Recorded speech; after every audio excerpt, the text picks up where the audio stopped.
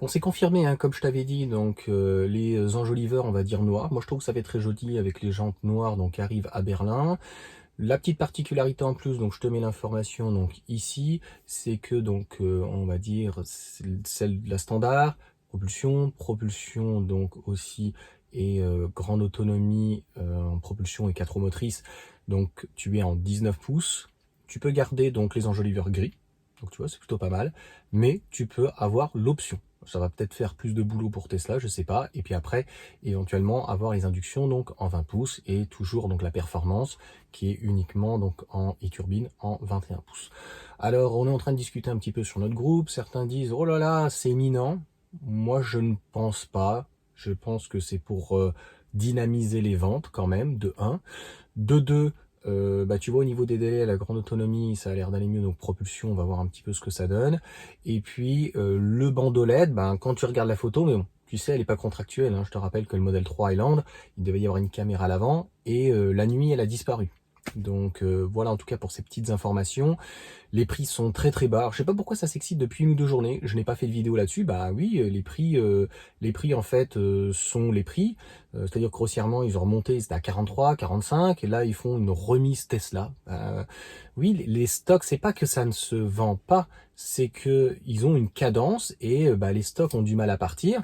Pour le modèle Y, c'est tout à fait cohérent puisque on va dire que bah, tout le monde attend le restyling. Et encore, je trouve que les ventes restent bonnes. Hein. C'est-à-dire que quand tu es numéro 1 et que tu exploses, bah, normalement, quand on sait qu'il va y avoir un restyling, il va y avoir une nouvelle mise à jour et qui est certainement importante, hein, peut-être au niveau des batteries, et puis surtout au niveau du style, avec des sièges ventilés, beaucoup d'options. Hein. C'est pas qu'un simple restyling. Hein. On n'est pas loin de nouveaux modèles, hein, pratiquement. Bien, on a tendance à attendre. Il y a encore, est apparu les 95 kWh de la batterie, mais c'est pas du tout cohérent par rapport à l'autonomie WLTP. Donc pareil, ça, on verra bien. Mais ça reste une excellente opportunité. Quelqu'un qui a un bonus de 7 000 euros, on ne sait pas si le bonus il sera reconduit l'année prochaine. Et franchement, logiquement, moi les dernières informations que j'avais, c'est plutôt avril-mai 2025. Mais bon, sait-on jamais si elle arrive avant, mais logiquement, non. Mais bon, je te le dis, ça, je te dis rien. Mais en gros, voilà, le bonus, s'il venait à être modifié ou quoi, bah, ça reste quand même une très belle opportunité. Quelqu'un qui n'a pas une grosse finance, bah, 33 000 euros, franchement, c'est plutôt pas mal. 33 990, ça y est, je sais plus. Puisque donc 45 000 moins 8, 45 moins les 4, moins, tu vois, c'est en direct là, moins 4. Enfin, si tu as plus 3, donc ça fait 11 000. Donc ça fait 34 000, voilà, 33 990. Donc, faisons simple, concis, 34 000 euros pour un blanc avec éventuellement des petites jantes noires, tu vois, ça peut lui donner un style. Tu peux même enlever tout de suite ou demander à ce qu'ils mettent pas les enjoliveurs, tu vois, direct en 19 pouces. Qu'est-ce que j'en pense? Après, tu peux mettre des protections qui existent, donc soit avec les sponsors que j'ai, soit sur AliExpress, quoi que ce soit, tu fais comme tu veux. Qu'est-ce que j'en pense? C'est plutôt pas mal. Hein, à 34 000 euros, qu'est-ce que tu as neuf? Tu n'as même pas un 3008. Alors, mais oui, mais Johan, il y a un écran. Oui, mais il y a des radars. Ouais, tu as un véhicule qui est plus grand, tu as des sièges qui sont inclinables, donc tu as 130 chevaux, tu vas devoir aller faire la révision tous les ans. Donc là, tu sais que tu as un véhicule qui va être garanti 4 ans et qui, pendant 8 ans, va être garanti au niveau du moteur et de la batterie. J'ai encore eu un neuneu, j'ai vu là sur Instagram, c'est pour ça que j'y suis par contre très très peu comme sur Facebook. Ah oui, mais la batterie elle dure 12 000 km. J'ai envie de te dire, ça peut arriver avec une batterie un défaut. Mais c'est plutôt aux alentours des 200, 400, voire peut-être 500 000 km, voire plus pour les batteries LFP. Concrètement, de toute façon, cette batterie BYD, elle est vraiment très très bien et elle est garantie donc 8 ans et 160 000 km. Donc, que demander le peuple? On va dire que plus tu vas rouler, plus tu vas faire des économies, et 160 000 km, ça correspond, tu vois, à 20 000 km donc par an, et sur 8 ans, bah, je peux te dire que tu vas faire 2-3 000 euros donc d'économie, ce qui représentera, bah, sur 8 ans, je te laisse faire le calcul, pratiquement le prix de la voiture. Donc, voilà. Le seul conseil que je peux te donner, c'est à la limite ce que propose Tesla, les conseils qu'ils disent, c'est ça te coûte 100 à 200 euros en fonction de ce que tu as à faire du centre, c'est de faire un petit contrôle avant les 4 ans, et s'il y a la moindre chose qui sortie d'usine n'avait pas été contrôlée ou vue, bah, ça permet en fait que ça passe sous la garantie en dessous des 4 ans. Et puis après, bah, pour le reste, moteur, batterie, comme je t'ai dit, voilà, sauf si tu dépasses le kilométrage, eh bien on est bon. Donc la dernière chose à faire, on va dire, sur ce modèle Y, c'est d'avoir une compacte. Donc parce qu'on voit bien qu'un véhicule qui serait beaucoup plus petit, bah, quand on arrive à sortir un 39 000 euros, Logiquement, ça sera pas trop compliqué pour Tesla de le sortir à 30 000 euros. Je tiens à rappeler qu'il y a beaucoup de personnes qui tapent sur Tesla en disant bah, heureusement qu'il y ait les taxes CO2, etc. Oui, qu'il y ait les superchargeurs, oui, c'est vrai. Mais Tesla ne perd pas d'argent sur les voitures. Donc calme-toi, on n'est pas chez Ford ou un Ford Mach-E, ils perdent de l'argent. Clairement, ils perdent beaucoup d'argent. Je crois qu'à un moment donné, c'était 10 000 $. Donc là, c'est pas du tout le cas. Ils ont moins de marge qu'avant. On peut pas tout faire dans la vie. C'est très difficile, en fait, pour un industriel de faire énormément, logiquement, de marge. Énormément, je dis bien.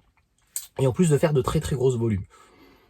C'est pas tout à fait cohérent. Tu le vois bien avec nos constructeurs européens généralistes.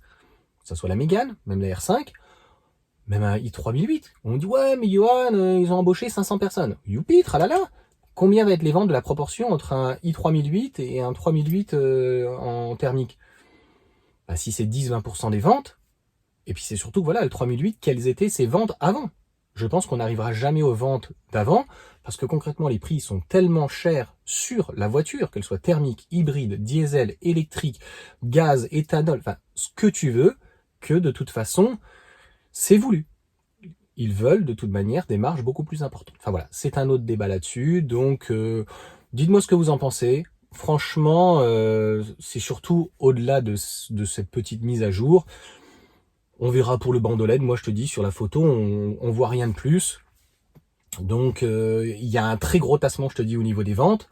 Mais c'est tout à fait normal. Les gens attendent. Le Model 3 Highland se vend très très bien. En Europe et en France, enfin surtout en Europe, Model Y premier, Model 3 deuxième. Ce n'est pas pour rien si le véhicule est le Model 3 le plus vendu, le deuxième véhicule le plus vendu en Europe.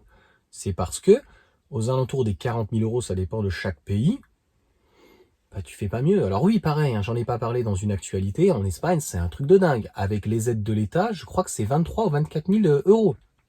Donc les gens qui sont d'origine espagnole ou quoi que ce soit, je sais pas qui peuvent la choper ou je sais pas, c'est un truc de malade. Enfin, tu te dis, mais c'est pas possible. À quel moment tu as un véhicule comme ça de qualité? Pour moi, quand je dis un véhicule de qualité, bon, je sais pas, voilà, au-delà que ça soit moussé, que la barre c'est du faux bois et que tu tapes dessus, c'est du plastique. C'est, quand je dis qualité, c'est au niveau des composants.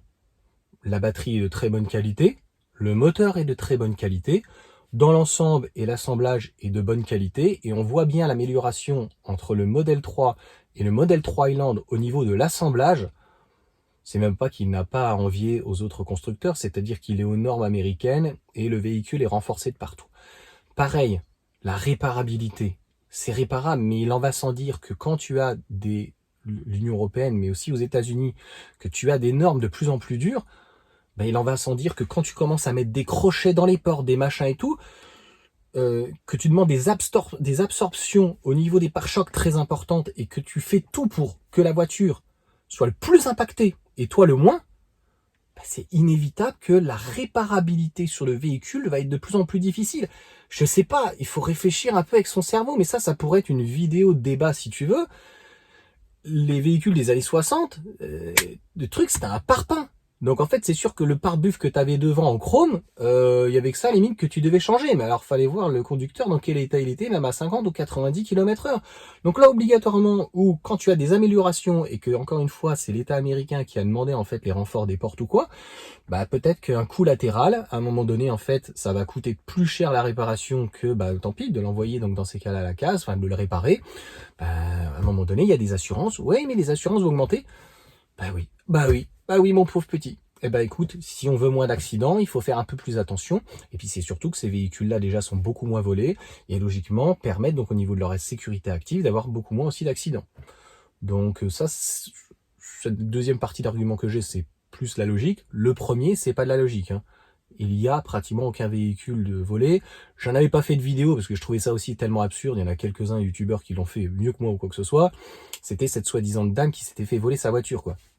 Alors qu'elle avait été appairée, machin, et elle avait une carte et tout. Ah bah il m'a volé ma voiture. Non, madame, s'il vous plaît. Non, ça peut pas se voler. Tu peux rentrer dans une Tesla, mais après tu fais quoi? Tu peux pas la démarrer, la voiture est en sécurité, tu peux pas dupliquer, tu peux rien faire, voilà. La seule chose que tu peux faire, c'est rentrer chez les gens, récupérer la carte, et après, dans ces cas-là, tu peux, avec la carte, donc, partir avec la voiture. Sinon c'est impossible. Voilà, sans l'accord en fait du propriétaire, c'est logiquement impossible.